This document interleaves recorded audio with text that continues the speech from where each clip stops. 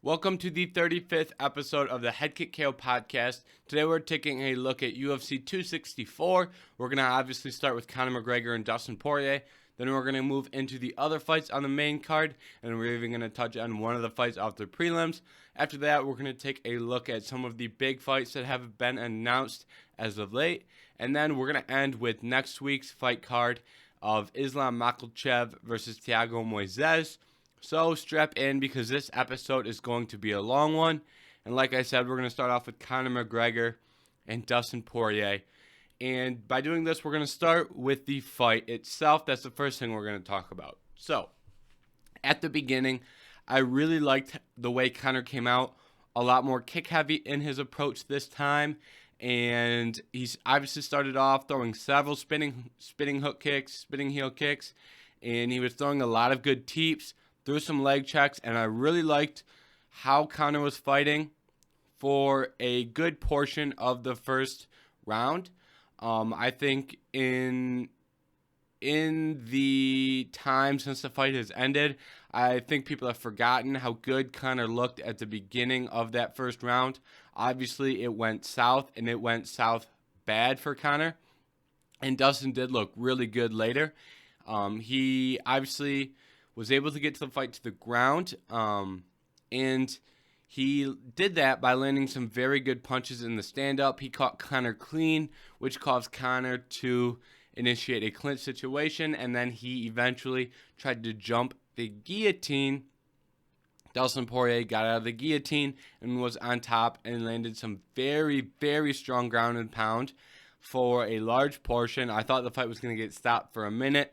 And then Conor was able to, I guess Conor wasn't really able to get up. He was eventually separated and Poirier stood up. And on the bottom, Conor was landing some good strikes as well. Obviously not as good as the elbows and hammer fists from Poirier. Poirier landed some very strong ground and pound. And Conor landed some sharp elbows off the bottom and a couple of up kicks. So Conor did have some nice work off the bottom. Obviously, for Conor, I think it's safe to say that he'd rather be on the feet than landing strikes off the bottom. So, eventually when the fight was brought back to the standing position, Conor threw a kick, and then when he put his foot back down, it looked like he landed on the outside of the foot, and the leg broke. Obviously, everybody knows that. Now, the question here is, how did the leg break? Now, a lot of people are saying Poirier checked the kick, and I don't know exactly when that break was started, if Poirier did check a kick to cause that break, because I've seen about 4 different situations where people claim that that is where the break happened. There was a check at the beginning of the fight that people say, when the one where Poirier pointed at Conor, people say that's when the break occurred. Some people, including John Kavanagh, said the break occurred on the teep. I don't, like seconds before the fight ended, the last teep kind of threw. That's when John Kavanagh said it ended, and some people agreed with that. I don't think that's when it happened, because when Conor throws that teep, the foot and shin area of Conor does connect to Dustin's arm, but it seemed almost as if it was on the bottom, upper half of the forearm. And in my opinion, that is such a soft spot that I don't think that could cause a break of that, magnitude. I mean, even if you just feel your forearm, it's going to feel a little bit softer. And even if you're ripped and have massive forearms, that is still not going to be as hard as your shin bone. And I don't think that is where the break was caused. And I'm not trying to say that Poirier didn't cause the break to discredit Poirier. I just can't pinpoint the specific point of the fight where the break occurred. And I've seen people try to do it, and I don't think you're going to be able to find a convincing spot where the leg does break, because I find it very difficult, even if you can find an area where the leg breaks, and then you'd be saying Conor was fighting on the broken leg for, a large period of time on the feet, and I don't think that is very likely. I mean, people love to discredit Conor's toughness, and no matter how tough you are, I don't think someone could fight on a broken leg like that without even realizing. And, if the critique of Conor not being a tough fighter is true, then that would make it even less likely that Conor would be able to fight through a broken tibula. So I don't think that we're ever going to know exactly how this break was caused. And something that I haven't seen talked about that I think could be a possibility is it is likely that Conor's leg had some damage going in. And I say that because the obvious storyline going into this fight was the last fight stopping via leg kicks. So I can imagine that Conor was trying to condition his shins. So I imagine he did a lot of work kicking and to strengthen those shin bones. And one of the best ways to strengthen your shin bones is to cause those microfractures on the bone, and then eventually those will heal and your shin will be stronger. And if you're familiar with Tony Ferguson's workout routine, that is something that you would have seen from Tony. Just there's a video of Tony kicking a metal post so his shin bones will strengthen. And if Conor was doing similar activities, even if they weren't as extreme as what Tony did, it is a possibility that one of those microfractures didn't heal correctly, and that kind of weakened his shins. I mean, I'm not a doctor, but that seems reasonable to me. If you don't heal properly doing that, then you're going to be in a compromised position going in, and then when he steps on the outside of the foot, it causes that break to happen. So it's possible that this happened, that he had, weak bones going in, or he had a stress fracture going in. And it's also possible that, a stress fracture was caused and by Poirier during the fight. But what I'm trying to say is that we can't pinpoint where this fracture first occurred. All we know is that it ended the fight and that Conor's going to be out for a while. So I don't think there's much of a point trying to speculate exactly where this injury happened, because whether it was caused by Poirier or whether it was, there coming in, both of those are very real possibilities. But I don't think it makes a difference at the end of the day. I don't think it changes the narrative of the fight because of how good Poirier looked. Even though Conor looked good at the beginning of the fight, Poirier ended that round very strong, landing some great ground and pound. Two judges scored that fight a 10-8, and I'm not going to argue whether that was a 10-8 round or a 10-9 round for Poirier. That is very subjective as to whether you score that fight a 10-8 or a 10-9. I mean, some people scored the first round of Chandler and Oliveira a 10-8 when Oliveira had, I think 2 minutes of time after he took Chandler's back. So I think it's very hard to score that round a 10-8 when Oliveira is in a dominant position for more than a minute. So, everyone has their own standards for a 10-8 and a 10-9 round, and it's very subjective the way it's written in the rules on whether it's a 10-8 or a 10-9. So I think it's very hard to come out and say exactly, was that a 10-8 or was that a 10-9? That's up to you and your personal preference. But at the end of the day, Poirier did win that round, and he looked very good in that round, and he won that round very convincingly. So, with that being said, I don't necessarily think the fight was over. Could Poirier have gone out there and got a finish in the second round? Yes, and I wouldn't have been surprised. Could Conor have came back? That's possible. I wouldn't put my money on it, but I've seen crazier things happen in MMA than, Conor coming back to win a fight when he lost the first round. I don't think that is something that, is it unlikely? Yes. But is it out of the realm of possibility? No. So that brings us to what is next for these guys. We're going to start with Dustin because that is a lot simpler of a situation. And I'm pretty sure it's very clear that he's going to fight Charles Oliveira for the lightweight belt. I mean, they interviewed Charles Oliveira directly after, and Dustin seemed like he wanted that fight, and Oliveira's not going to say no to a Dustin Poirier title defense.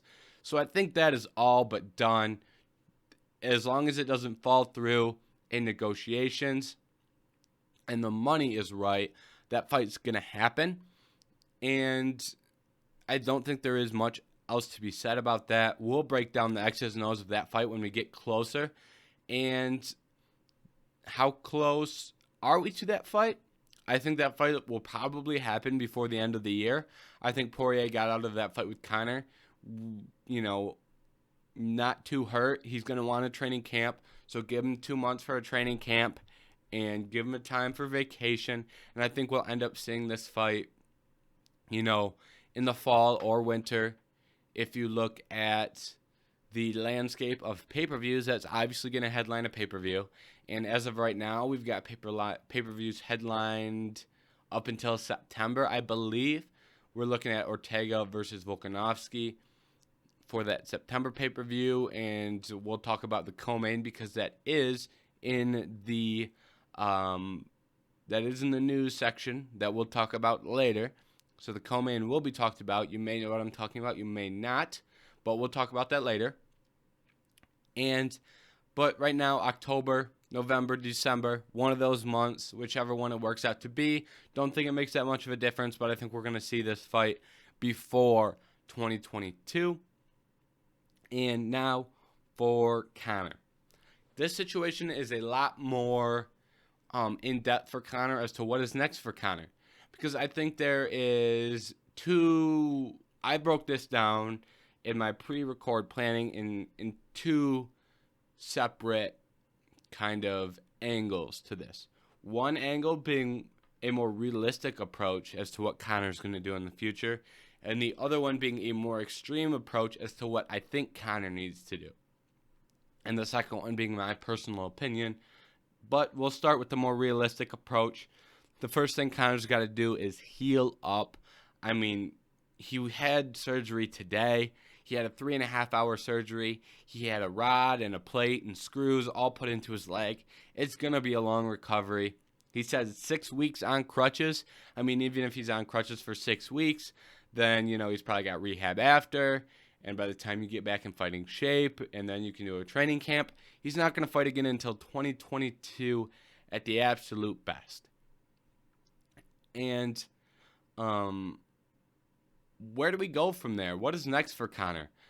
I think that, I talked about it a little bit in our pre-UFC 264 episode.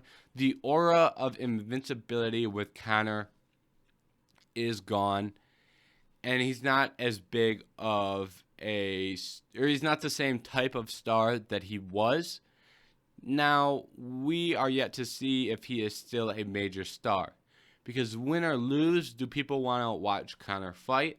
That is an answer that we won't know for a while. But I think it's safe to say that before Conor's next fight, it's still going to be a big fight. It's still going to be Conor Mania. It's still going to be all those things. Because now, no matter who Conor fights, it's going to be Conor's return after a devastating injury, which is something that we have never seen from Conor.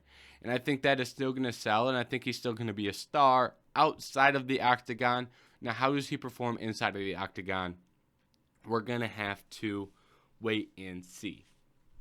Now, I don't like doing this. I don't want to talk about a name for Conor when he returns, because from now and to 2022, the division is going to be in a very different spot. It's going to look very different. Who knows what is going to happen in between now and the next time Conor is looking for a fight. But we'll just talk about this as of right now because I think a lot of people are interested in it, even though I don't necessarily want to do this. But I think right now the clear option is Nate Diaz, and I think that Conor is in a position where the Nate Diaz trilogy is always the fight to burn when it's needed. It's never going to disappear because Diaz and Conor will always be stars. So you have that fight, and the question is, when do we use that fight? When do we burn that fight? And I think now has to be the time. Neither of these guys have won as of recently. So I think that we need to see this fight next for Conor. And I think it's going to be a little bit easier of a fight for him to handle. I don't think leg kicks will play a big factor in any Nate Diaz fight. Well, Nate Diaz won't be offensively throwing leg kicks. That's a better way to phrase that. And I think that could help Conor because he wouldn't have to worry. Say his return fight is against Justin Gaethje. Imagine having a broken leg and then going in to fight Justin Gaethje. He's going to kick you in the leg a million times as hard as he can. That's a lot more to bite off. And I'm not saying the return fight should be Gaethje's at all. I don't want to see that fight, especially in a return fight, at all. If Conor would have won and got the belt and wanted to defend the belt against Gaethje, that's a whole different story.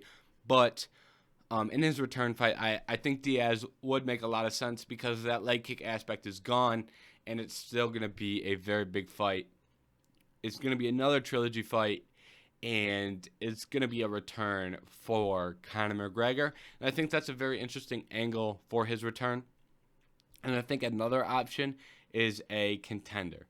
And if you're looking to handpick opponents, I think the two that make the most sense at the way the lightweight landscape is shaping up right now, I think the two names that really stick out to me are Tony Ferguson and Dan Hooker. And I would have thrown Paul Felder in there had he not retire. I'd imagine he'd be more than willing to unretire to fight Conor McGregor.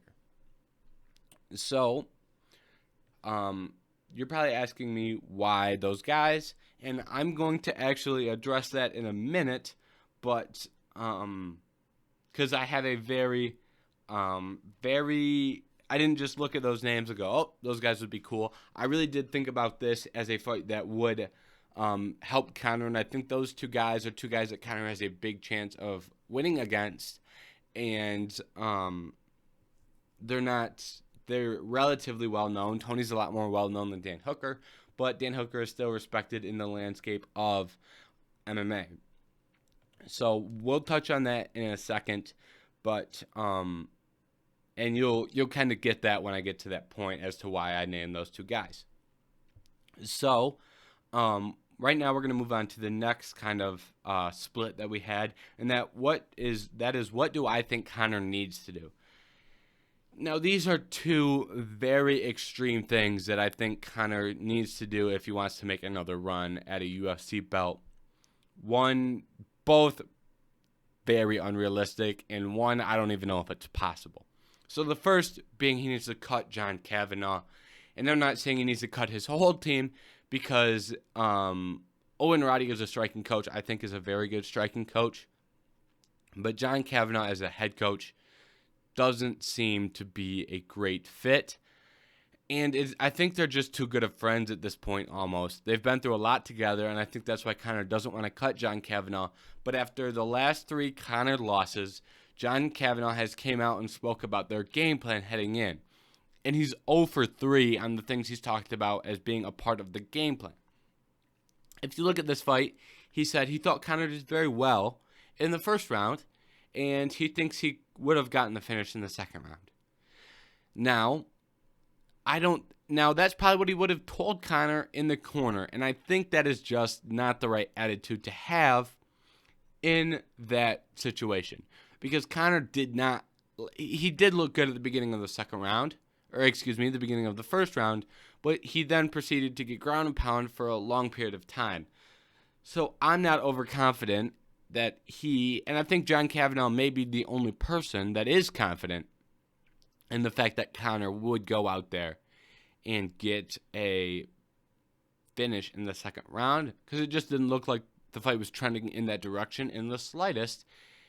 And I think that just goes to show how big of a yes man he can be at times. And I know that you don't want a yes man as a coach. You need someone who can help you and assist you and give you strong critique when you need it. And Conor did need some strong critique at the end of that first round, but it wasn't going to come if we did go to the second round.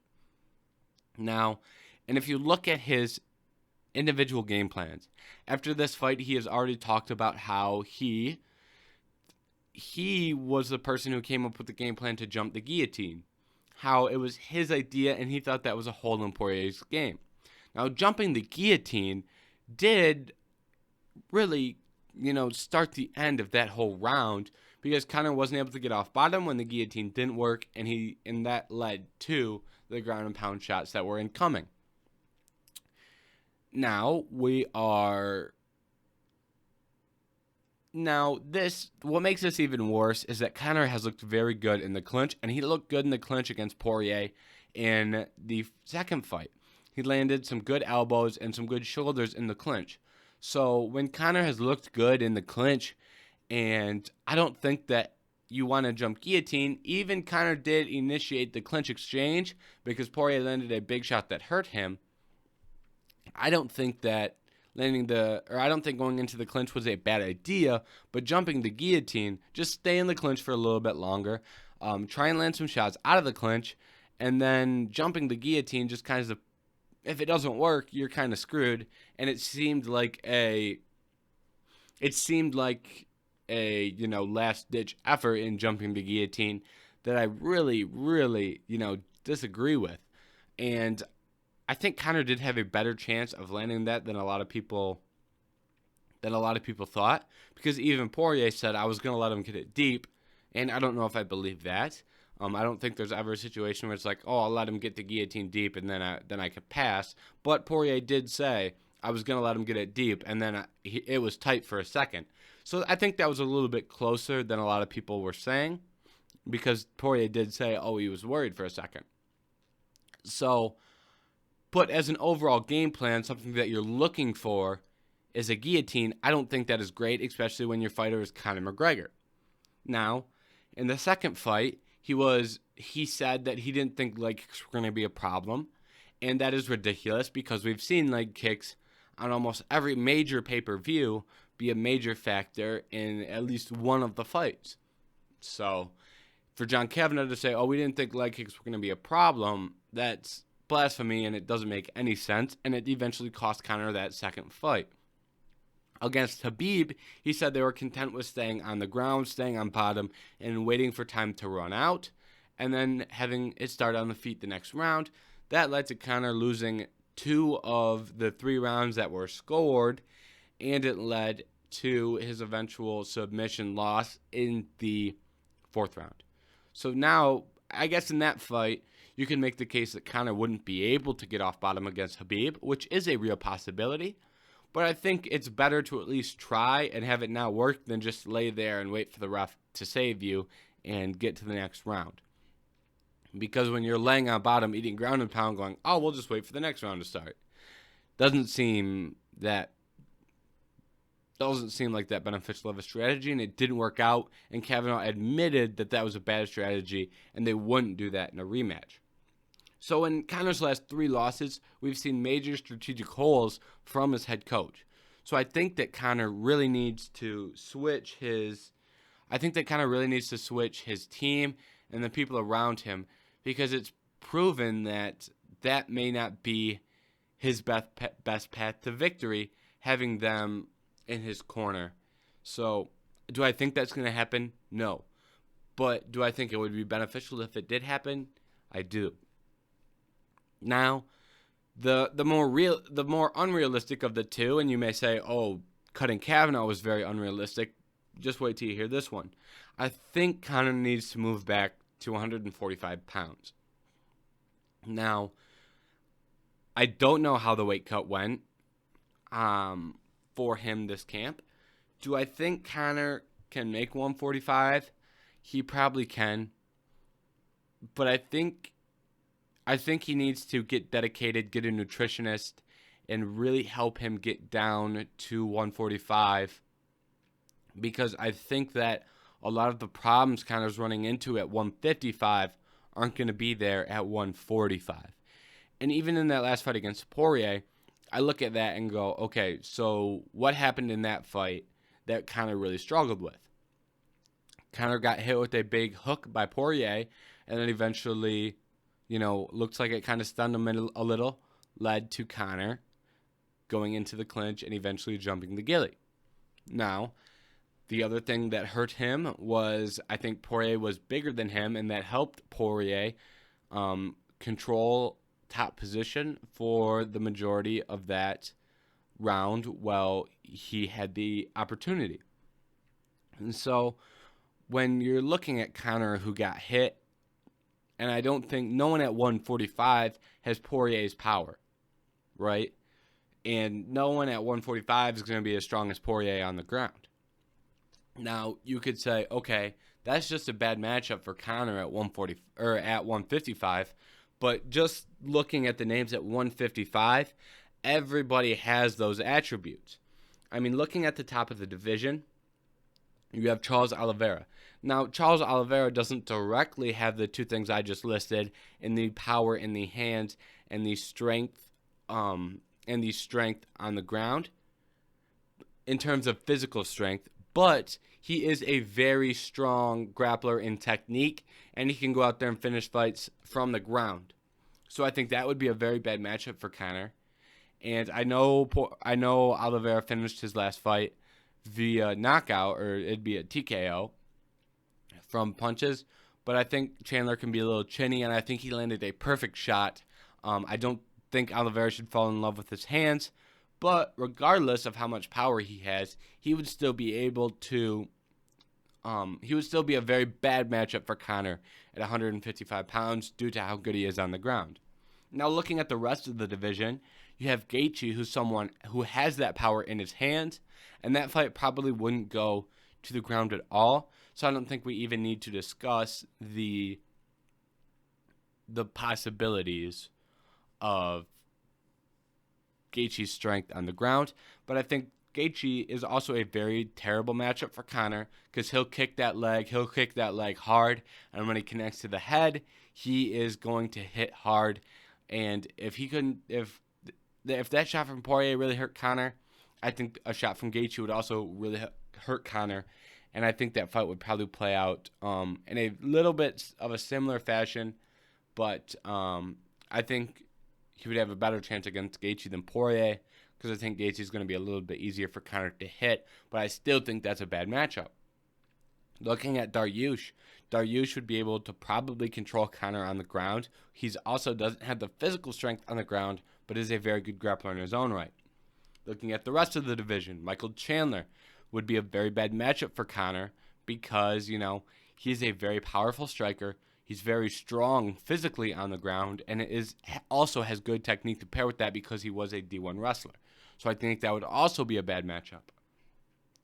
And then you have number 6, Tony Ferguson, who I don't think really has that strength on the ground, and I don't think he's as strong of a grappler as he used to be, and I don't think he has as much power in his hands.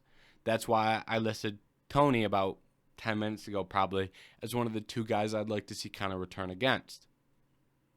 And then at 7, you have RDA. I think a fight between RDA and a fight between and Conor, I think that would probably go similarly to Paul Felder versus RDA, where RDA has a lot of control time in the clinch, and I think that RDA would wear on Conor and eventually win that fight using grappling, and RDA also hits hard, but I think the grappling aspect would be a very hard matchup for Conor. And then you have Dan Hooker at 8, who is one of the two guys I listed as Conor wouldn't have as much trouble against in that division, one of the more beneficial matchups for Conor. And then at 9, you have Islam Makhachev, and that is, basically a nightmare matchup. He hits hard on the feet, and it is probably the best grappler. I don't want to call him the best grappler, but I think he is the strongest physically grappler, and he may be the best overall grappler. And, Oliveira is obviously a great grappler, and we've seen that at the highest level. But Islam is also a very good grappler, who I think he would be able to control Conor on the ground and win that fight. And I don't think Conor, I'm going to stop it at the top 9, because I don't think he ends up fighting anyone after that 9 spot. And those guys would all have to rise in the rankings. And then even then, Gregor Gillespie, great grappler. And everyone else probably isn't going to get in that top. They probably wouldn't. Everyone else after that probably wouldn't be able to work their way to the top 10 in time for Conor's return. But that is why I think Conor needs to move back down to 145. However difficult it is, I think he has a better chance against the likes of a lot of those guys. I mean, he would have, I think he would have a better chance against Max Holloway because Holloway doesn't hit as hard. But I think Holloway would be able to wear down Conor through his cardio. And then Yair Rodriguez would be an interesting matchup. Calvin Kattar does hit very hard, and that is one of the problems that we just listed previously. But and that would be a big disadvantage for Conor. Korean Zombie would probably be able to do some good groundwork. But then you have the likes of Arnold Allen. Arnold Allen would probably be willing to exchange with Conor on the feet. Josh Emmett on the feet. Dan Ige on the feet. Barbosa on the feet. Giga on the feet. Sadiq Youssef on the feet. I haven't even mentioned Volkanovski or Ortega. I don't think yet. Both of them would be bad matchups. But I think he would have a better chance against someone like Volkanovski. Even though Volkanovski is able to take opponents down when he needs to take them down, I think Conor would be able to stay on the outside for a good period of that fight and maybe get some better working off the outside. But Volkanovski would come in with the best possible game plan to beat Conor as well, and I think that would probably, play a lot into Volkanovski's favor as long as Conor is still with SBG Ireland. And then Ortega, obviously, great on the ground and has shown a lot of improvements on the feet. Well, I guess he's always been a great striker, but in his last fight he landed a spinning elbow, looked tremendous on the feet.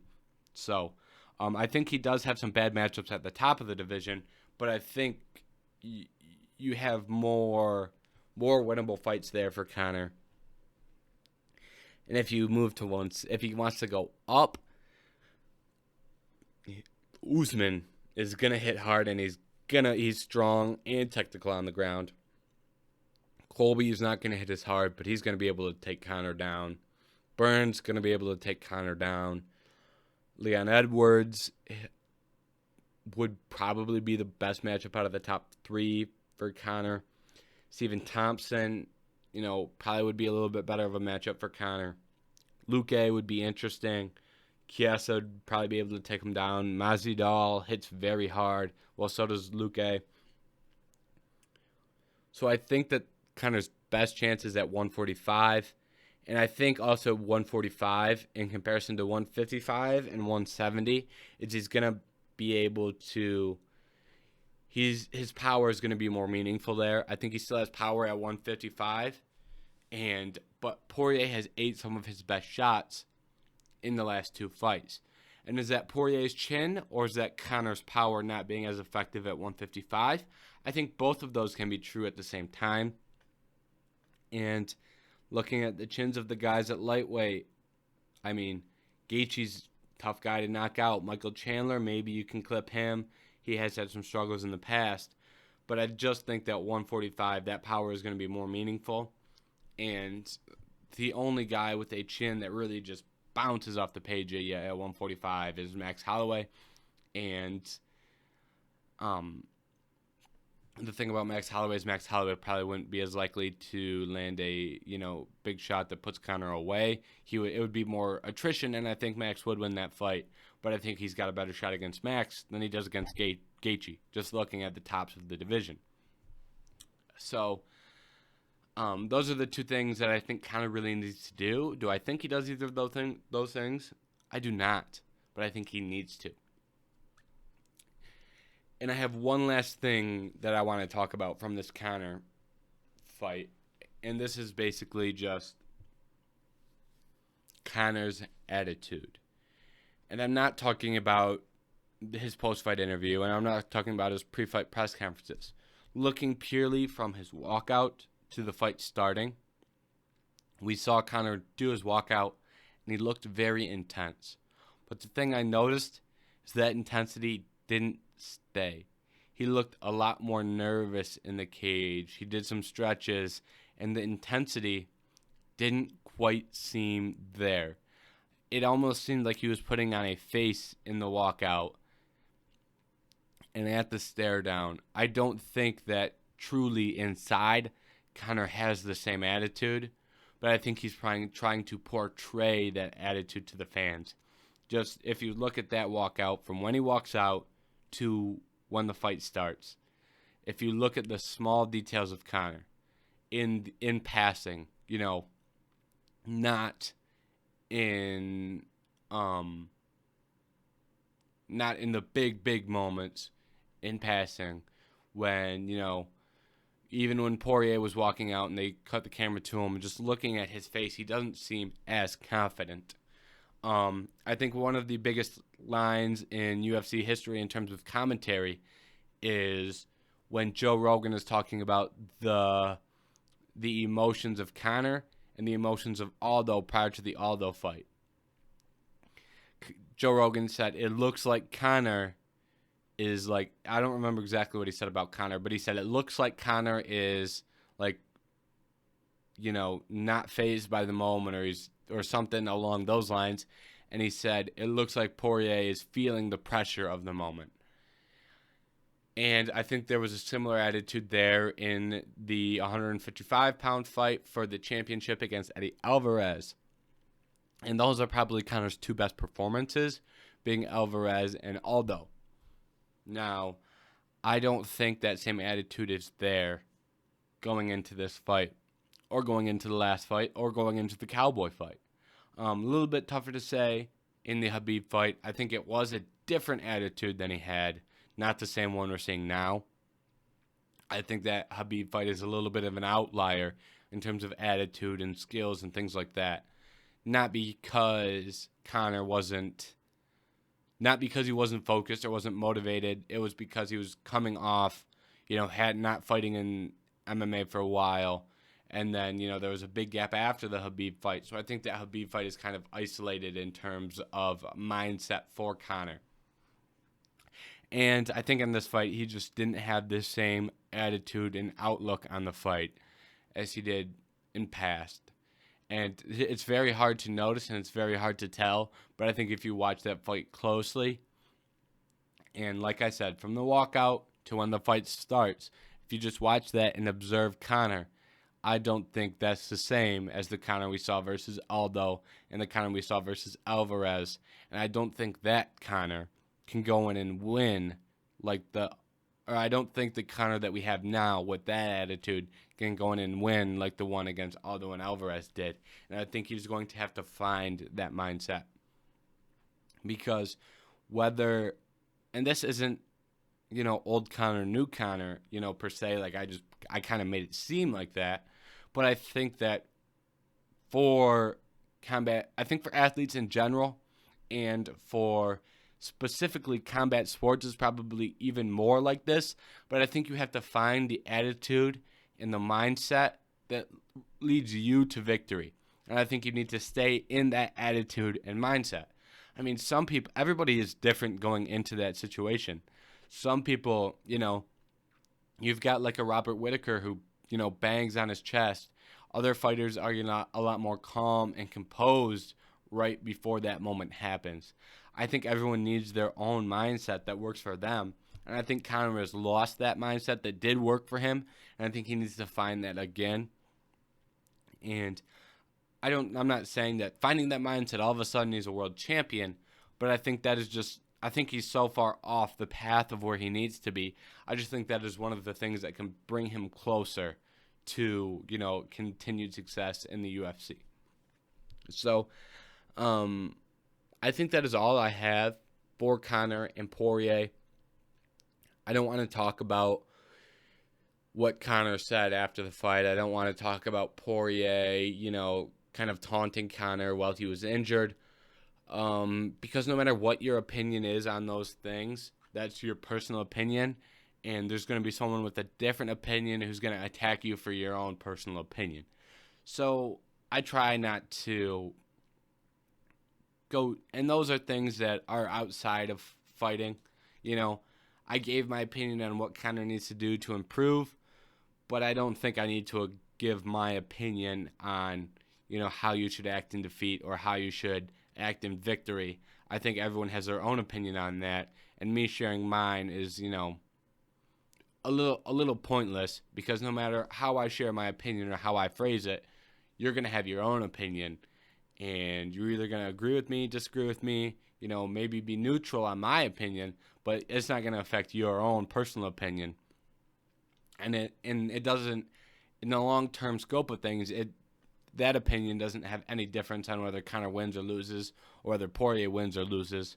So I'm just going to not talk about that, and I think that makes, the internet a little bit less toxic, especially Twitter. So we're just going to stay out of that and try and just talk about the X's and O's for that Conor and Poirier fight. But with that being said, we're all done talking about Conor and Poirier. Now we're going to look at some of the other fights on the main card. We're not going to talk about those fights for 40 minutes like we just did Conor versus Poirier. But first fight we're obviously going to talk about is the next fight, the co-main, that being Stephen Wonderboy Thompson versus Gilbert Burns, where Gilbert Burns came in with probably the best possible strategy for fighting Wonderboy, and he played that strategy to a T and got a victory. That's all you have to do in MMA. Gilbert Burns made it look a lot easier than it is, but he was able to do that. Came in with the best strategy you could come in with. Congrats to him and his coaches for that, and congrats to Gilbert Burns for effectively employing that strategy and sticking to it throughout the fight. Regardless of what that strategy is. If you think it's boring watching grappling, and specifically more non-active and control-based grappling, it's not worth losing a fight because you're trying to be entertaining, and especially against Wonderboy, because when he's too dangerous. He's just too dangerous. And we saw that when he landed that heel kick, spinning heel kick. When someone can do that, you don't want to play with them. And for Wonderboy, actually, we'll talk about we'll talk about Wonderboy next. Wonderboy did still look very good. I was impressed with the moments he was on his feet. Obviously, I'm not going to crucify Wonderboy for not being able to stop a takedown when he's going up against an all-time great, one of the best current jiu-jitsu practitioners in the UFC, who's very, very physically strong. And it's not going to be easy to stop a takedown. He couldn't do it, really. But, that's the UFC. And I don't think Wonderboy is done at all. Sometimes someone of Wonderboy's age loses, and you're like, retirement. I haven't heard the word retirement once, and I don't think we should, because Wonderboy is still an elite 170-pounder. He just isn't that top 3. He's still a top 10 guy. He's just not the top 2. He's not top 1. He's not top 2. He's not top 3. And, I just think that for him, he can still make a run at the top, but I don't think that's going to happen right now. And what's next for Wonderboy? That's a good question. The 170-pound division is pretty booked up right now. So, and what happens with Gilbert Burns and what happens with Wonderboy kind of go hand in hand here. Because first thing we have to figure out is who is Usman going to fight. If Usman, at this point, it doesn't look like it's going to be the Burns rematch. I think we either see the Covington rematch or we see the Leon Edwards rematch. And that's not to say that Colby Covington is more deserving than Gilbert Burns, but I just think that's a more likely fight we see, because I think that's the fight that Dana would rather see. So, we have 4 guys: Usman, Covington, Edwards, Burns. I think those guys are going to get matched up in just some fashion without it being Burns versus Usman, like I just said. But if we see Colby versus Usman, I think we see Burns versus Edwards. If we see Usman versus Edwards, I think we see Covington versus Burns, or Covington sits out until he can fight Usman. So, I don't think Masvidal is going to come into play for this. Maybe Edwards versus Masvidal. I don't think we see Burns versus Masvidal. Just doesn't really make too much sense. I think at least with Masvidal versus Edwards, you've got a rivalry there that you can sell. So, that's my opinion on that. And then we had Tai Tuivasa versus Greg Hardy, where Greg Hardy made the mistake of trying to rush in after rocking Tai Tuivasa. And Tai Tuivasa made him pay with a hook. And, the ground and pound, the performance, the KO was great. It was amazing. I loved it. And Tai Tuivasa topped it off with not one shoey, not two shoey. Maybe he did about 12 of them before he got the dude down to 6-pack before he got back to the locker room. Did one on a cage. That was epic. He did one where the dude poured Poirier's hot sauce in it. That was disgusting, and I think Tai Tuivasa agrees. But hey, pretty legendary. And then he had another dude pour beer in his mouth from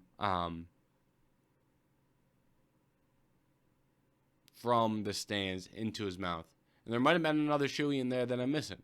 But regardless, Tai Tuivasa is an electric human being. Regardless. Love that guy with a great knockout, great post-fight, celebrations. And I think I don't know if he gets a ranked guy next. I don't know what's next for Tai Tuivasa. I think you can easily make the case.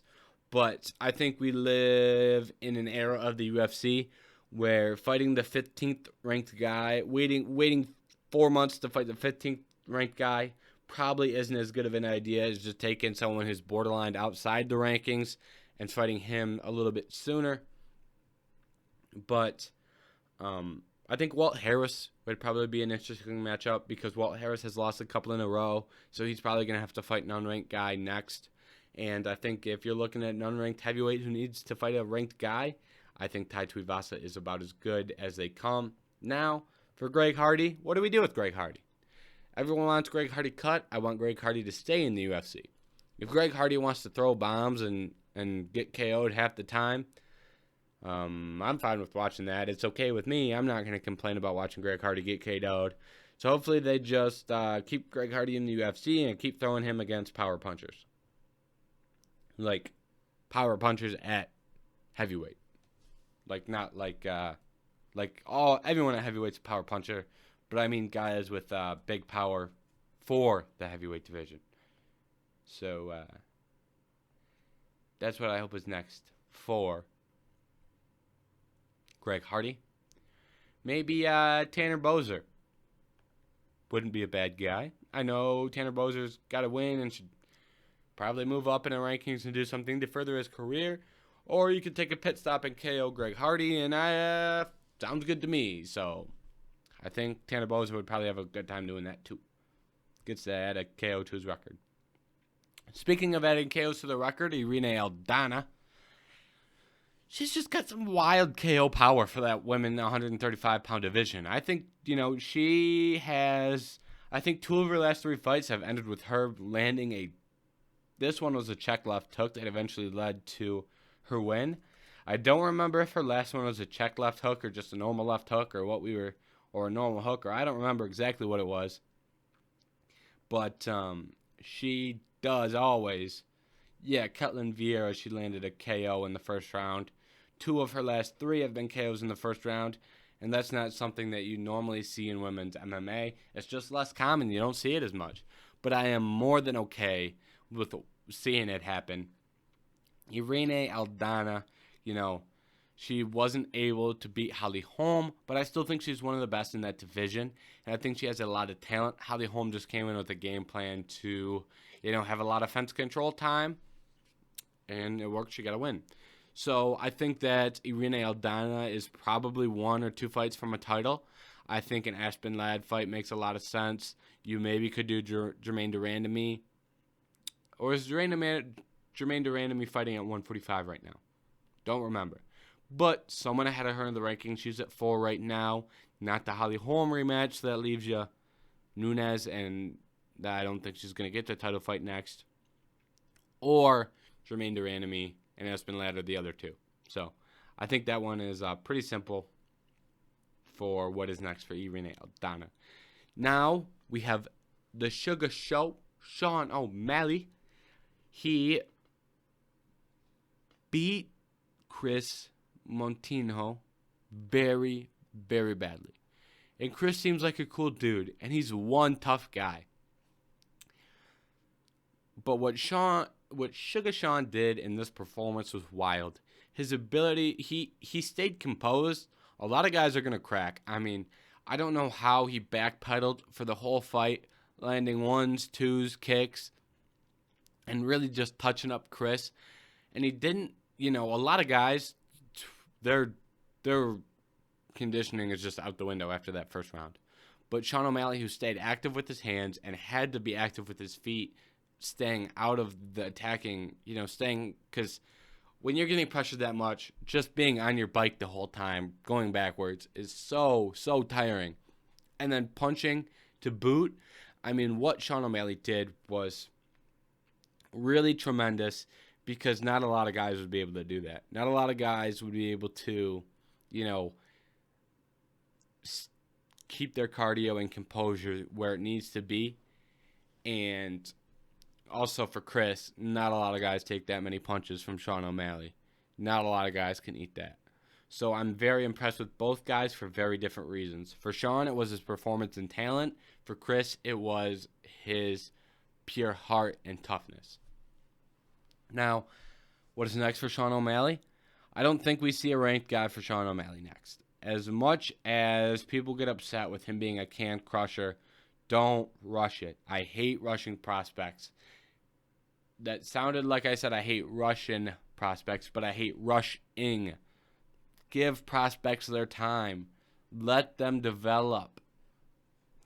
I think that if you want to give him a ranked guy, don't throw him all the way up there with Cody Garbrandt or Dominic Cruz or, one of those guys in the top 10.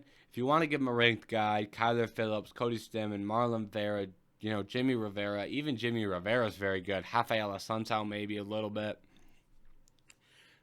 But, 135 is so deep where you can find talented guys outside of the rankings. So I think that is probably the better direction to go. And looking at some of those names, hopefully we look at some of these names. If it is, if my computer will load, I will look at some of the guys who are just outside the top 15. Come on. Okay, but regardless, for Sean O'Malley, I don't want to see him rushed.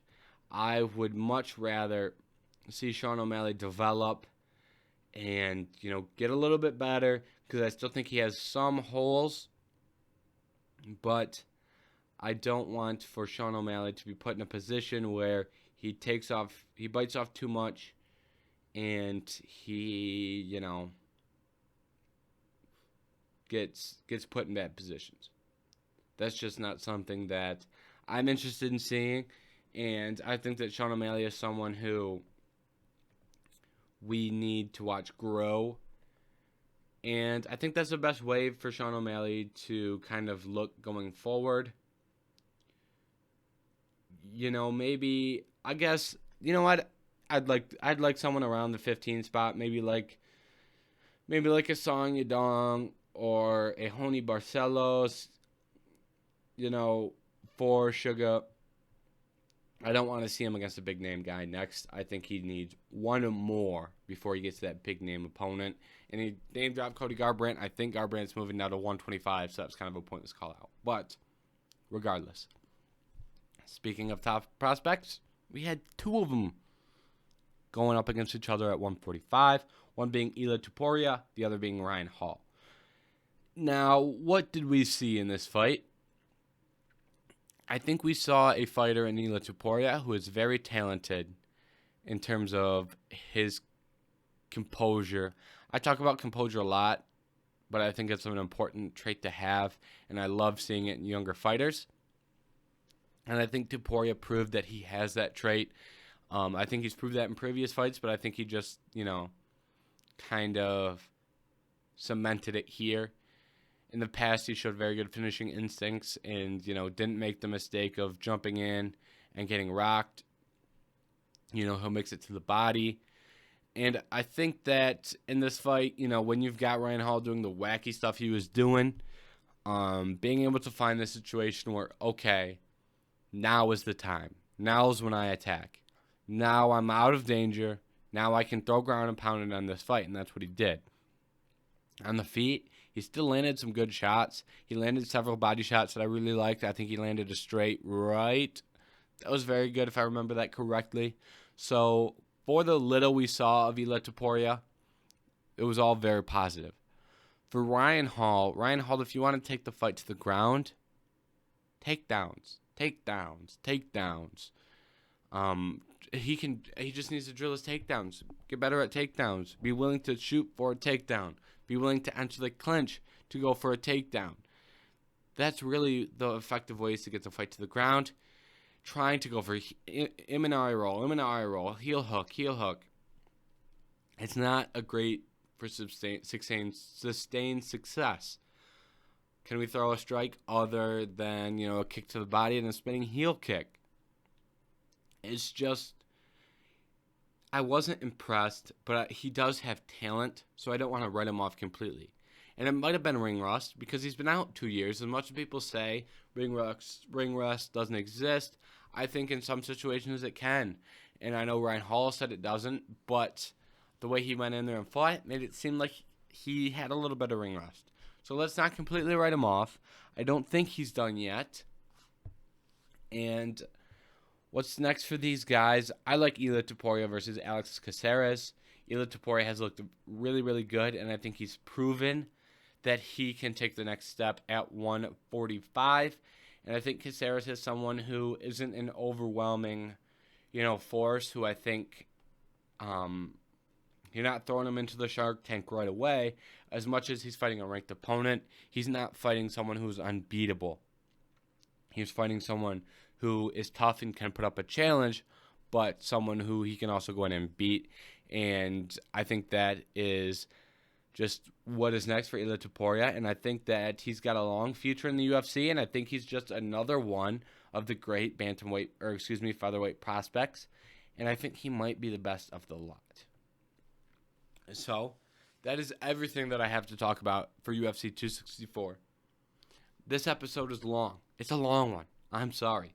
So, we are going to run through these fight announcements very quickly. Very, very quickly on these fight announcements.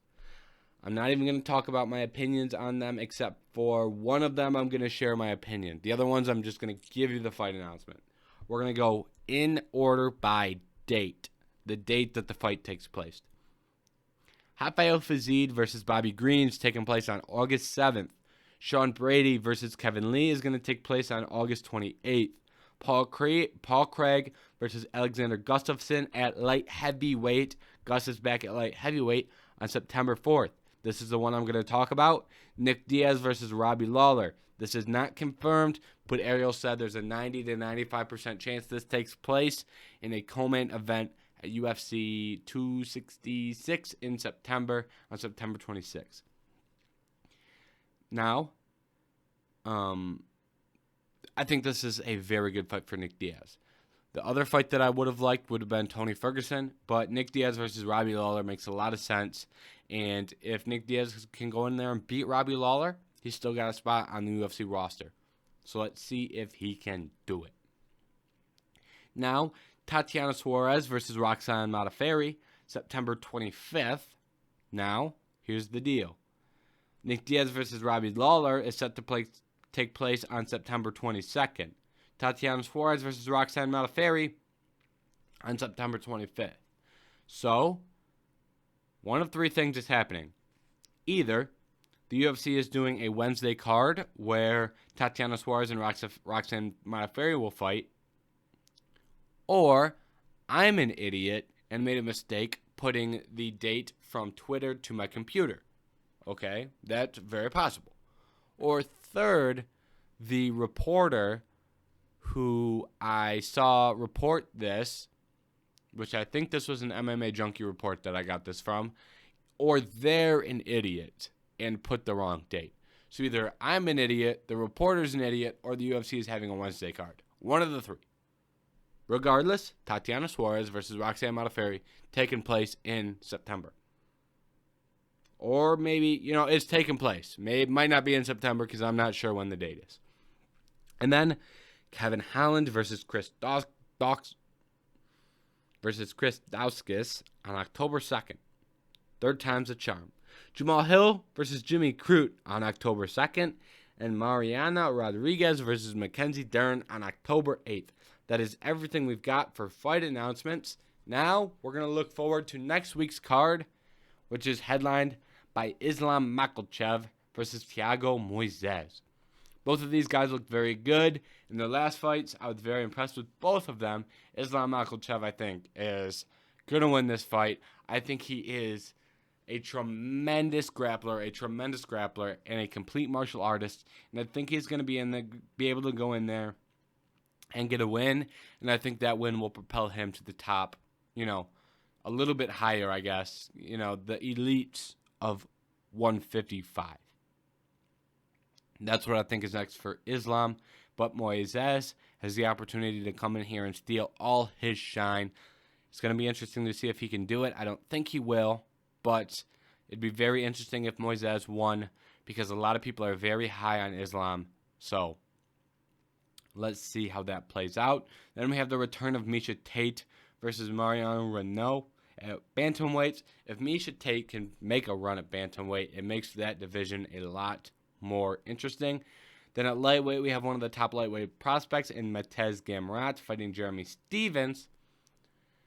If Jeremy Stephens loses this fight, we're going to be hearing that dreaded R word. And if Matej Gamrot can win, he's going to have a chance to fight one of the big name, or he's going to be borderline ranked at 155 if he can win this fight. He's already in that pile of really, really good fighters that aren't ranked at 155, and there's about 20 of those guys. You could almost do 3 sets of rankings at 155 with the top 15 being elite fighters, then the next 15 being some really, really good fighters, and then the next 15 being above average fighters. You could really do that at lightweight. Right now, Gamrot is in that second section of some really, really good guys who aren't ranked. And I think he's got the chance to move out of that top 15 and get to the highest 15. Then we have Rodolfo Vieira versus Dustin Stoltzfus. Vieira might be a good person to bet against just because of how, his cardio didn't hold up in his last fight. But I'm going to be interested because he is so good at jiu-jitsu. He's always someone that you have to watch. Now, Gabriel Benitez versus Billy Quarantillo. Quarantillo's a really good fighter, and he's an underdog here, but that should be an interesting fight that I'm really excited for. Then, on the prelims, Daniel Rodriguez, who looked very good in his last fight with Mike Perry. Now, that's about all I have for this week's episode of the Head Kick KO podcast. Now, before this episode ends, before we end this episode of the Head Kick KO podcast, cross your fingers. Say a prayer if you're religious. If you're not religious, I don't know what you're going to do. But on Saturday, July 14th, only 2 weeks away, we are supposed to see Corey Sandhagen versus TJ Dillashaw. Now, I've done this once. I looked ahead to a card one time that was more than 2 weeks away. I did it once, and it was Sandhagen versus Dillashaw, and that fight was later canceled, I think, on the same day. And I'm doing it again. I am so ridiculously excited for Corey Sandhagen versus TJ Dillashaw. This is a dream fight.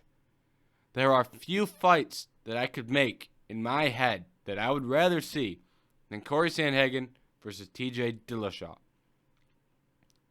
I am doing my best to contain my excitement. But Corey Sandhagen versus TJ Dillashaw has the chance to be the fight of the year.